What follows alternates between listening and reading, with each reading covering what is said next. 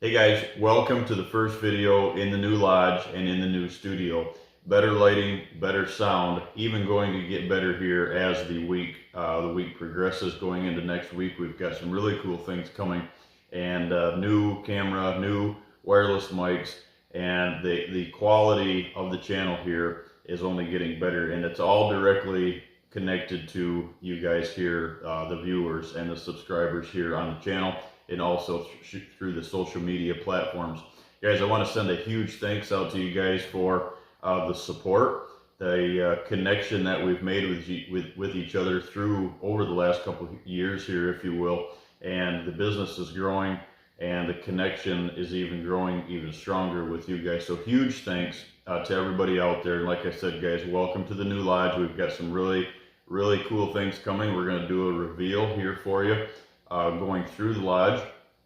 It's not 100% complete yet, but is it ever complete? Or is your chore list in the house or the lodge ever complete? And that's probably a big no for most of the folks tuning in. So myself included, I've got a lot of things that we have coming out that we're going to bring to you guys through the channel, and it's all directly connected to the lodge. So we're going to be able to shoot some really cool videos here out of the studio now. We got the whiteboard back, we've got the TV in the back. We're going to actually be bringing you some footage that I'm able to shoot from the past and moving forward here, not only off the farm, but around the country. Highly recommend that you guys stay tuned here. Some really cool things coming, some big reveals, not only the lodge reveal. So thanks again, and let's dive into today's video. So today's video, guys, and every video that we release here on the channel, I try to do is I really try to stay within the timeline of the season. So we try not to do is release rut videos, let's say rut information going in, or when it's September or early season. We are smack dab in the center of October, if you will, guys. And probably the biggest thing that you hear about, other than trying to get on deer and scrapes and everything that's happening in the whitetail world, the biggest thing that you hear of a lot of talk is right now is the lull, right? It's the middle of the season, not a lot going on, and what is the lull, and is it really a myth? Is the lull really created by hunting pressure? So let's dive right into this one, guys. How to beat the October lull. First and foremost, let's touch on this. The October lull is labeled connected to October because most of the seasons around most of the whitetail dates or openers, if you will, the majority of them, let's say, are connected to October, right? So we should be able to remove the word October and just focus on one portion of this, of that whole topic, right? We should be able to just focus on the lull itself. The lull, guys, has nothing to do with October. The lull has everything to do with when your season opened. Like we said at the start of the video here, the reason that most of the country experiences a October lull because the majority of the country around the whitetail range opens in October 1st, October 15th, whatever that date is where you're at and where you hunt. The lull is the focus. Always remember this, guys.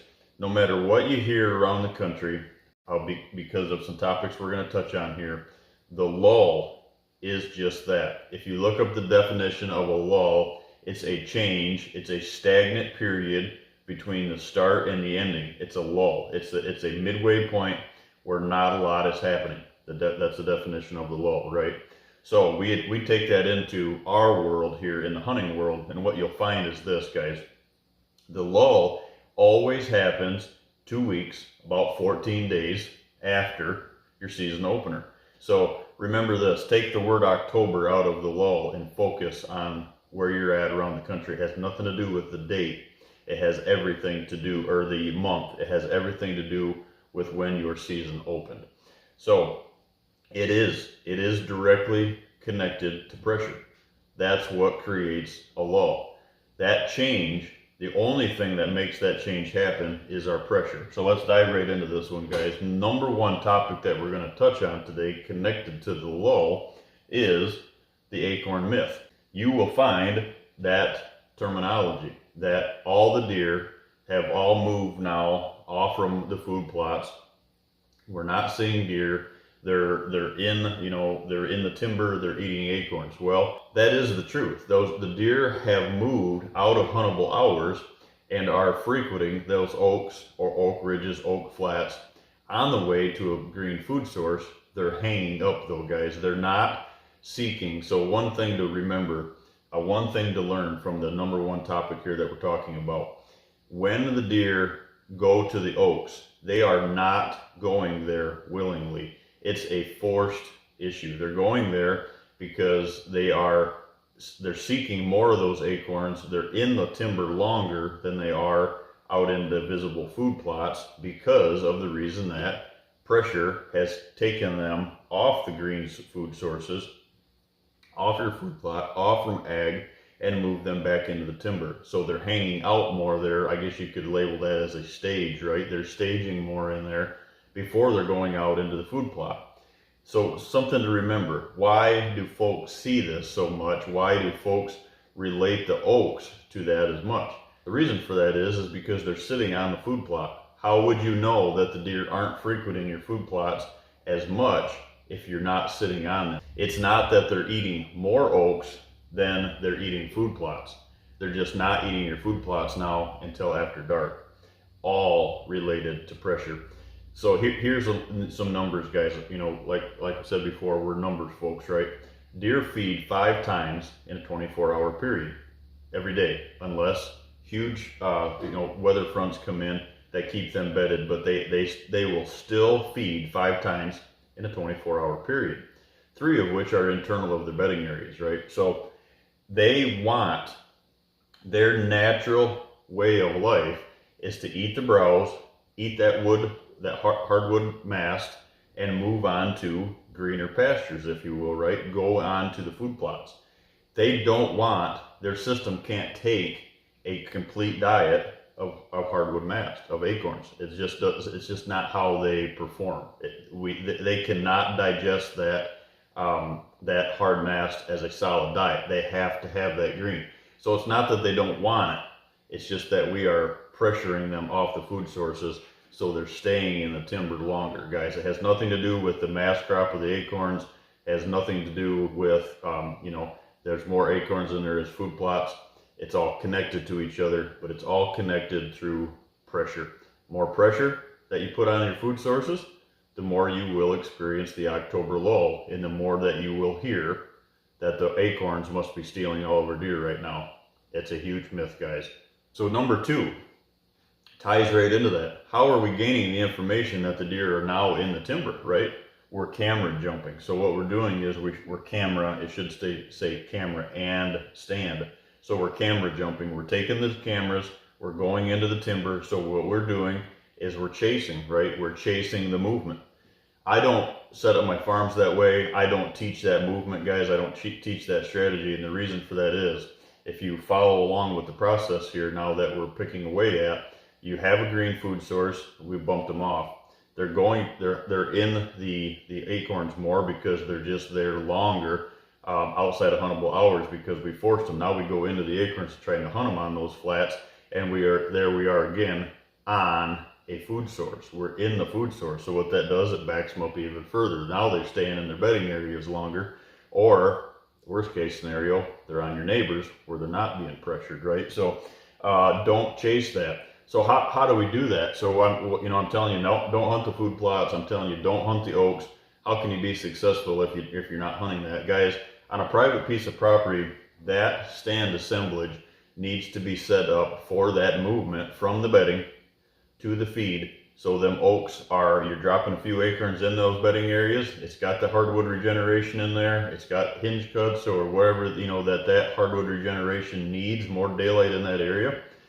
And then they're picking away at the acorns on the way, on those flats, on those benches, on the way to a green food source. On the way to a green food source, great spot to hunt is over a water hole, right? So you connect their daily intake throughout a food chain, if you will, right? Hunting the food chain. And if we place ourselves along that food chain in a broken pattern, so we're not at the final destination, you will not experience the October lull, and this camera jumping does not have to happen because we are between that movement. My stands, guys, and this is a separate video, but my stands don't ever change this time of the year because my stands are in a stand assemblage. So my stands, some of my stands don't get hunted until October because they're set up for cruising buck mentality, right? Other stands are closer to food, so they're hunted more in the PMs, early season, because they're closer to food. Not on the food, but closer to the food. Or they're on that water hole, like where I was successful harvesting Atlas this year, on that water source before they go out into the green food plot, right? So it's a huge deal with private lands, guys. We have that opportunity to be able to have that stand assemblage and let the stand dictate where you need to hunt as far as where the movement is along that food chain. Don't take, that's why, having two stands when you own a 40 isn't a good idea, because if, in order to hunt that spot, the stand's got to go with you, right? So we're diving into that. So there's a huge myth that we always have to be on the food source. We're on the food plots. Then we're in the acorns. We camera jump and we stand jump into there, and it just creates this snowball effect of the lull. It keeps getting worse. Most of the time, guys, you could say that the lull runs through the entire season just because of that fact, because it never ends. The more the season goes on, the more pressure we apply, the more of this nocturnal movement or this lack or this setback performance on your properties happen, hence the lull. Number 3 is kind of the solve, right? How do I, through that stand assemblage, how do I recommend that you break that pressure? Okay, maybe you got caught up into the food plot world and maybe you hung on a food plot and maybe you got busted getting off a couple times. And the more you hunted, the more or the less deer you seen. You were there on the farm, you took a weekend because it was the opener, and you started hunting, and the more you were there, the less deer you seen. You leave, you've got your cell cameras talking to you, you get home an hour or two away, if you're traveling to the property, and all of a sudden your cameras start picking up, and now you've got good bucks daylighting again. It's like, why in the world? Well, that's the reason, guys. It's all about pressure. So what we have to do is we have to be able to, how do we break it? It's got to be broke before it gets better, right? It's one of those things that is broke, so we have to fix it. So the way to fix it is number 3.